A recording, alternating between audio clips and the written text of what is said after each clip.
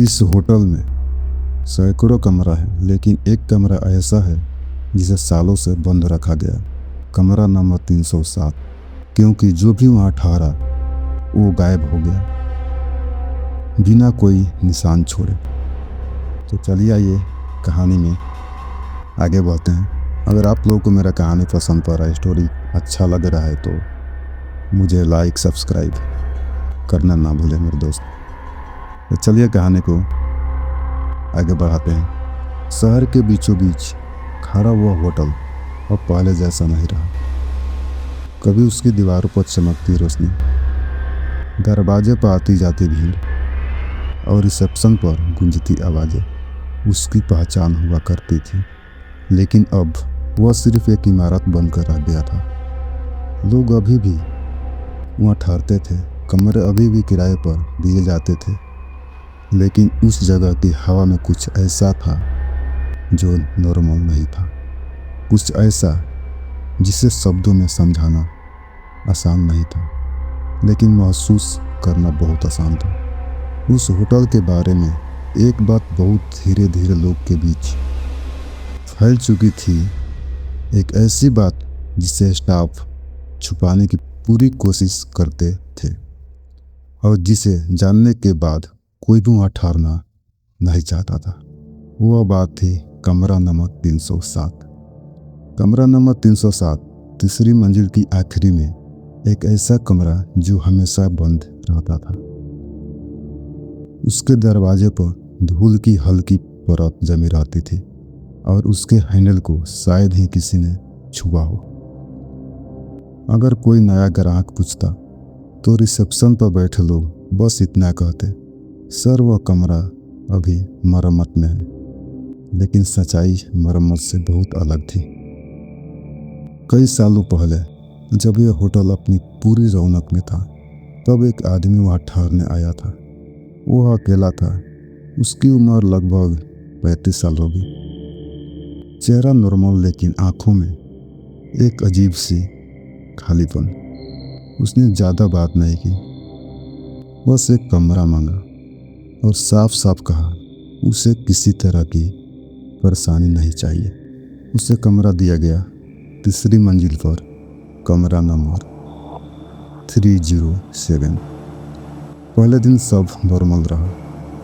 उसने खाना कमरे मंगवाया, दरवाज़ा बंद किया और बाहर नहीं निकला। स्टाफ को यह अजीब लगा, लेकिन ऐसा अक्सर होता था। लेकिन दूसरी रात कुछ बदल गया। रात के करीब 2 बजे रिसेप्शन पर फ़ोन बजा। उस समय होटल में सन्नाटा था। बस दीवार पर घड़ी के टिक टिक और एसी की धीमी आवाज़ें। फ़ोन उठाया गया। स्क्रीन पर लिखा था रूम नंबर 307। फ़ोन उठाते ही दूसरी तरफ से कुछ नहीं। फ़ोन उठाते ही दूसरी तरफ कुछ नहीं था, सिर्फ धीमी गहरी सांसों की आवाज़। रिसेप्शन पर बैठे आदमी ने सोचा शायद गलती से कॉल लग गई होगी। उसने हेलो कहा, लेकिन कोई जवाब नहीं आया। कुछ सेकंड बाद कॉल कट गई, लेकिन यही ख़त्म नहीं हुआ। कुछ ही मिनटों बाद फिर वही कॉल आई। इस बार सांसों के बीच एक बहुत धीमी आवाज़ सुनाई दी, जैसे कोई कुछ कहना चाहता हो लेकिन कह नहीं पा रहा हो। अब यह अजीब लगने लगा था।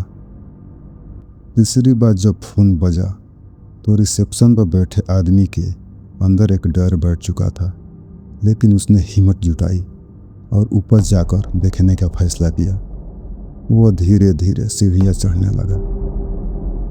हर कदम खाली गलियारों में गूंज रहा था। तीसरी मंजिल पर पहुंचते ही उसे कुछ अलग महसूस हुआ। हवा भारी थी, जैसे वहाँ कोई अदृश्य चीज़ मौजूद हो। कॉरिडोर लंबा था और आखिरी में कमरा नंबर 307। वो दरवाजे के सामने खड़ा हुआ। अंदर से कोई आवाज़ नहीं आ रही थी। उसने धीरे धीरे दरवाज़ा खटखटाया। कोई जवाब नहीं।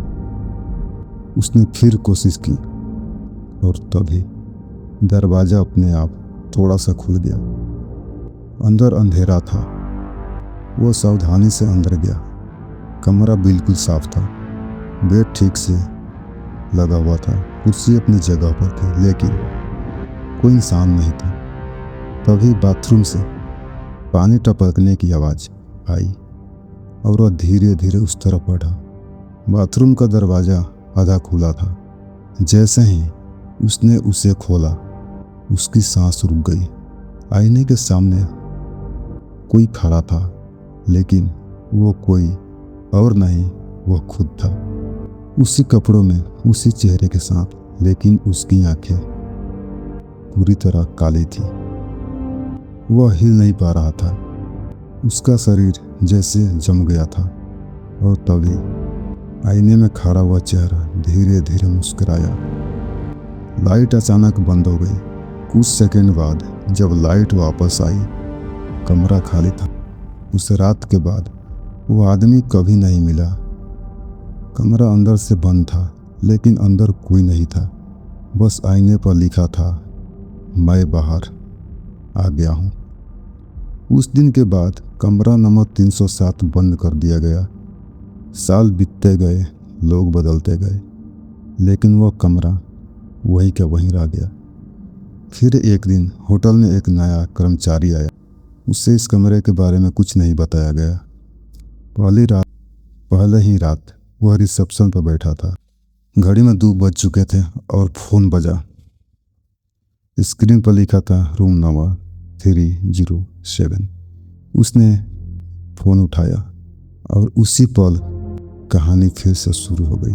दूसरी तरफ वही सांसों की आवाज़ आ रही थी। वही सांसों की आवाज़ आ रही थी, लेकिन इस बार कुछ अलग था। इस बार वह आवाज़ फ़ोन के अंदर से नहीं, वह उसके पीछे से थी, पीछे से आ रही थी। धीरे धीरे उसने पीछे मुड़कर देखा और उसे एहसास हुआ कि कमरा नंबर 307 अब सिर्फ एक कमरा नहीं रहा, वह अब पूरे होटल में फैल चुका है। कुछ चीज़ें बंद दरवाजे में ही सुरक्षित रहती है, क्योंकि अगर वह बाहर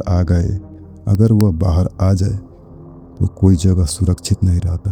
दोस्तों, अगर ये मेरा वीडियो आप लोगों को पसंद आ रहा है तो मेरे चैनल को सपोर्ट करें। चलिए मिलते हैं नेक्स्ट स्टोरी में। ऐसा ही स्टोरी के लिए मेरे चैनल को सब्सक्राइब करना ना भूलें। चलिए मिलते हैं।